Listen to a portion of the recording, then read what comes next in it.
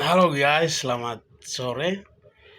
Ini saya baru jumpa dengan anak muda yang berpotensi dan anak muda yang punya semangat yang begitu krusial ya. Ini kakak penulis muda dari Yalimo ini. Dia punya hasil karya yang kedua ini.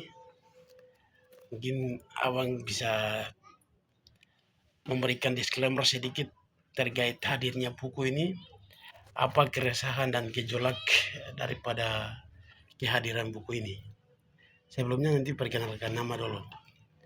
Oke, baik. Terima kasih eh, untuk waktu dan hari ini juga kita dapat puji Tuhan. Oke, sedikit pencerahan atau tujuan daripada terbitnya satu karya nulis yang ada di depan kami eh, dengan judul Setiap Orang Berhak Atas Pendidikan.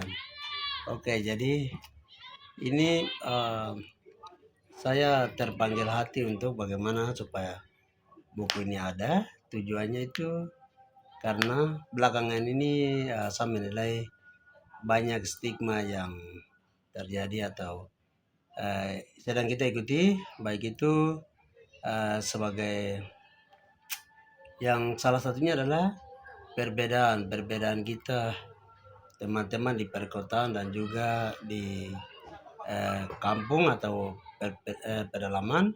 Ini juga menjadi persoalan tentang kemajuan pendidikan, kecepatan, tetapi juga kualitas orangnya. Kemudian selain itu perbedaan gender yang hari ini kita ikuti, perempuan dan laki-laki, mereka tidak bisa, kami bisa. Itu juga di dalamnya saya menuliskan bahwa tidak ada perbedaan soal pendidikan. Apapun bagaimanapun kami semua punya hak atas pendidikan. Terus ada juga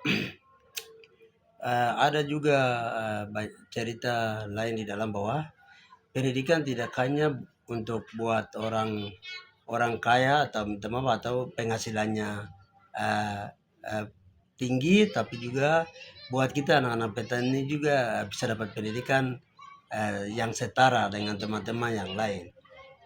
Itu terus ada juga sebagian kecil saya tuliskan mungkin kritik kritik di dalam demi kemajuan. Bukan umumnya bukan untuk Papua, tapi mungkin khusus sedikitnya itu untuk kita di Yalimo. Jadi saya berharap buku ini tidak sempurna, tapi bagi pembaca atau yang membeli saya punya buku, di dalamnya saya butuh juga saran, kritik, terus masukan untuk kesempurnaan buku ini.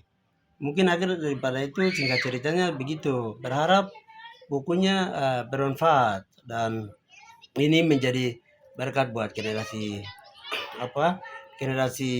saat ini. Yang paling terakhir sekali sebagai kata kunci itu, sesulit apapun hidup, bagaimanapun kondisi dan situasi, itu tidak membatasi kita untuk tidak berpendidikan.